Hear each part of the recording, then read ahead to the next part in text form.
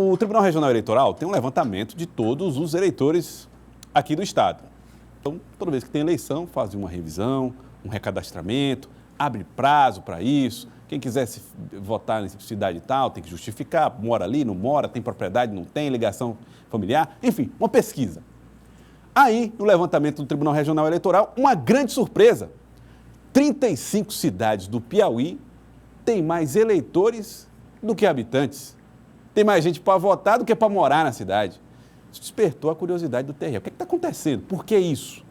Solange Souza vai tentar nos ajudar a explicar por que isso aconteceu nessas 35 cidades e o que é que pode acontecer com elas se irregularidades forem constatadas. Solange, boa tarde.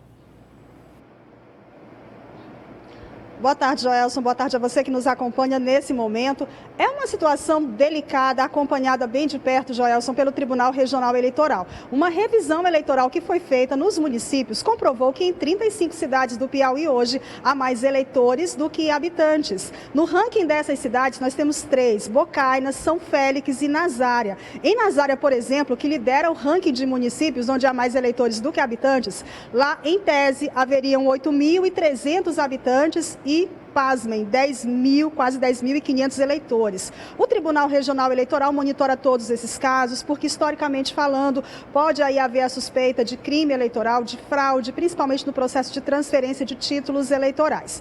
E uma das alternativas, Joelson, para amenizar esse problema, seria a realização da biometria, que esse ano o Piauí conseguiu fazer a biometria em 99 cidades, onde o eleitor realmente comprova que de fato está votando.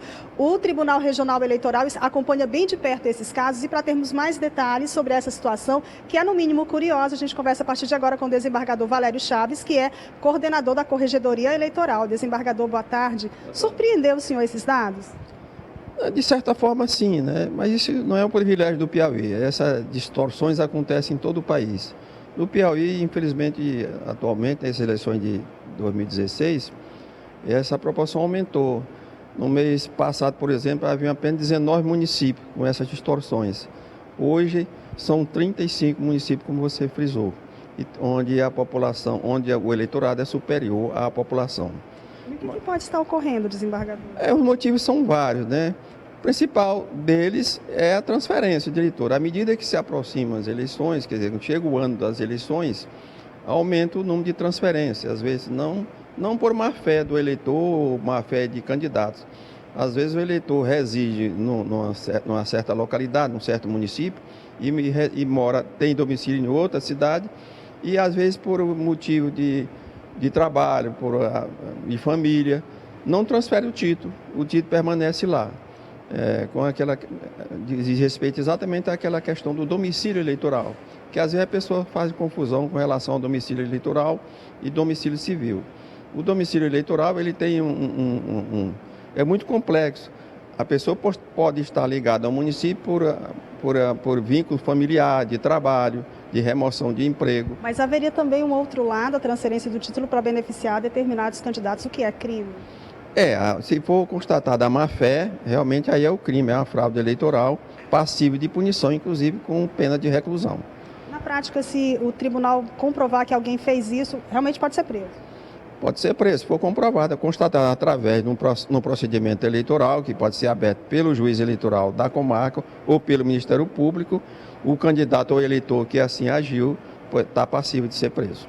E da análise que o tribunal fez nos municípios, em Nazária é uma situação bem atípica. Nazária é uma situação atípica, você vê que Nazária fica bem próximo de Teresina, né? Muitos eleitores residem aqui em Teresina, mas não transferiram o título, permanece lá. E acho que por isso que realmente acontece essa distorção. A questão da biometria tem ajudado o Tribunal Regional Eleitoral a evitar fraudes, desembargador? É uma das providências que a Justiça Eleitoral tem adotado, é o problema do recadastramento biométrico. E o recadastramento vai possibilitar evitar esse tipo de ocorrência. Por exemplo, aqui no Piauí, nos 224 municípios, apenas 99 fizeram o recadastramento biométrico, quer dizer, correspondeu a um eleitorado de mais de 1.500.000 eleitores. O restante dos municípios possivelmente no próximo ano, após as eleições, ou no próximo ano, será feita essa revisão biométrica em todo o estado do Piauí. Desembargador, as eleições de 2016 vão ser um pouco diferentes, há obrigações para os candidatos e também para os eleitores. O que é que o senhor recomenda para o eleitor nesse período de pré-campanha eleitoral?